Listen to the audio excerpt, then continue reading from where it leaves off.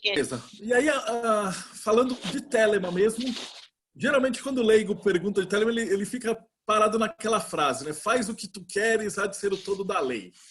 Como é que você interpreta essa frase e o que você acha que ela significa? Tá. Então eu vou responder primeiro exatamente aquilo que você perguntou, né? Que é o seguinte, para mim, a frase ela significa exatamente aquilo que ela diz. A frase diz, faz o que tu queres. E é isso mesmo que significa. Não tem um significado à parte. Como que, assim, aí a gente tem, é claro, desdobramentos.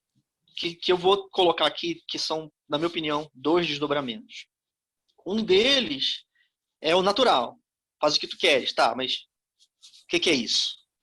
Então você tem o problema de que para você fazer uma coisa tem que saber o que ela é. Se você disser para mim faz uma feijoada, você vai se frustrar porque eu não sei fazer feijoada. É uma coisa realmente que apesar de ser profunda, a dúvida em si é muito simples. Para você poder fazer a sua vontade, você tem que saber qual ela é. Mas tem uma outra que é uma coisa que eu acho interessante frisar, que é uma ruptura cultural que nesse caso é uma grande inovação. Se você olha para a história do Ocidente, né, são os europeus e depois a gente que é americano, você tem uma cultura de pessoas cuja diretriz é fazer o certo, ou fazer o bem, ou fazer a vontade de Deus. É isso que você tem que fazer, certo? Quero dizer, são diretrizes macro superestruturais. A pessoa vai ser educada na França do século XVIII, ela vai ter milhões de espectros de pensamento possível. Mas essa pessoa ela vai ser orientada a fazer o bem ou fazer a vontade de Deus. Quando você diz para uma pessoa que essas diretrizes são obsoletas, e eu digo isso por causa da forma como o livro se expressa. Se você diz para uma pessoa que isso é passado e que a nova regra faz a sua vontade, aí você tem uma ruptura complicada. Você, de repente, passou a falar para a pessoa que não é mais lá no fundo da ética, não tem mais fazer o bem ou fazer o certo. Não, agora é fazer a vontade. Aí bagunçou a ética inteira.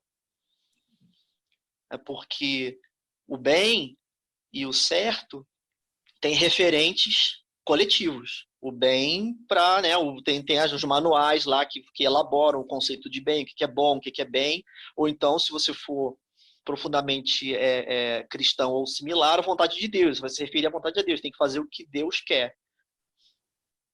Quando o telemita, quando a pessoa se torna telemita, ou se ela tem a sorte de não ter sido nada antes, nasce telemita, essa pessoa não tem esse referente. Não tem nenhum Deus para dizer para você o que fazer, ou não tem uma regra do certo para dizer o que você fazer. O que você tem que fazer? Você tem que fazer o que você quer. E aí você tem uma espécie de vazio ético que é um pouco agoniante. Ele é um pouco agoniante, porque se eu tenho que fazer o que eu quero, como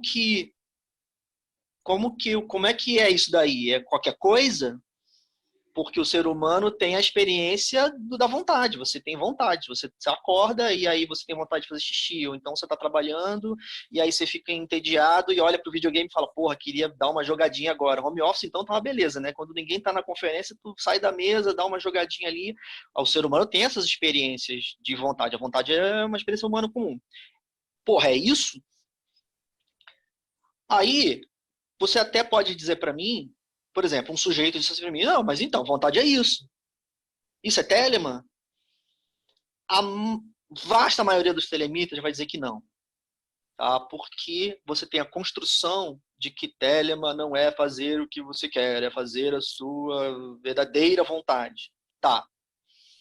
Tem uma análise profunda, poderosa sobre isso, que vai, inclusive, ajudar a você a entender no caso de você desconfiar que a verdadeira vontade, que a vontade de Telemann não é fazer xixi. Só que não está escrito isso no livro da lei. Os deuses que falam no livro da lei não estão preocupados com as suas diversas vontades. No It não se preocupa em esclarecer que você tem um monte de vontade diferente, mas que é sóessazinha aqui que vale, tá? As outras não valem não, tá? No It não fala isso, que é o eu lírico do primeiro capítulo. No It diz, simplesmente, faz o que tu queres, ponto. E esse negócio é um negócio meio terrível,